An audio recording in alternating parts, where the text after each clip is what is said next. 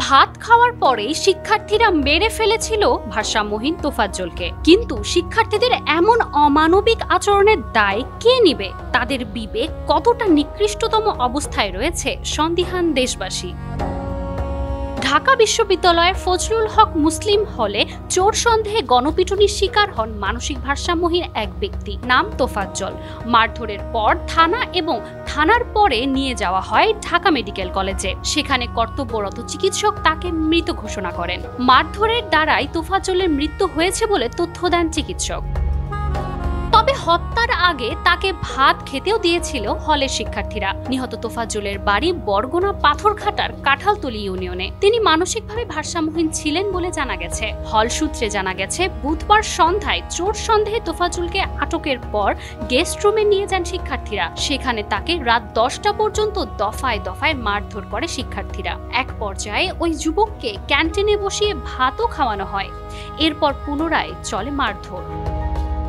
রাত 10টার দিকে হলের হাউস টিউটররা ঘটনাস্থলে গেলে রাত 12টার দিকে তাকে ঢাকা মেডিকেল কলেজ হাসপাতালে নিয়ে যায় কয়েকজন শিক্ষার্থী। পরে চিকিৎসক তাকে মৃত ঘোষণা করলে ওই শিক্ষার্থীরা মরদেহ সেখানে রেখেই চলে যায় এবং পলাতক হওয়ার সিদ্ধান্ত গ্রহণ করে। তাহলে প্রশ্ন থেকেই যায়, মেরেই যখন ফেলবে তখন ভাত খাওয়ালো কেন? 2 দফায় মারধরের মাঝখানে তাকে ভাত খাওয়ায় ঢাবি শিক্ষার্থীরা। আসলে কোন মনস্তাত্ত্বিক দণ্ডের মাঝে দণ্ডিত হলে একজন মানুষকে ভাত খাওয়ানোর পরে মেরে ফেলা যায়? কে নেবে সেই অমানবিক আচরণের দায়? খাওয়ার মধ্যবর্তী সময়ে তাকে জিজ্ঞেস করা হয় খাবার কেমন। মৃত তোফাজ্জল খুব মলিন স্বরে বলে, আপনাদের হলের খাবার ভালো। তাহলে কোনো আইনি প্রমাণ ব্যতীত একজন মানুষকে মৃত্যুর মুখে ঠেলে দেওয়ার মতো আচরণ একদল সুশীল, সুগঠিত তথা শিক্ষিত জনগোষ্ঠীর কাছে কাম্য? অনেক মনস্তাত্ত্বিক এই ঘটনাকে লিওনার্দো দা ভিঞ্চির দ্য লাস্ট সাপার চিত্রের সাথে তুলনা করছেন। খ্রিস্টীয় ধারণা অনুযায়ী যীশুখ্রিস্ট তার 12 জন শিষ্যকে নিয়ে মৃত্যুর আগে যে শেষ নৈশভোজ করেন সেটাই যিশুর শেষ নৈশভোজ নামে পরিচিত।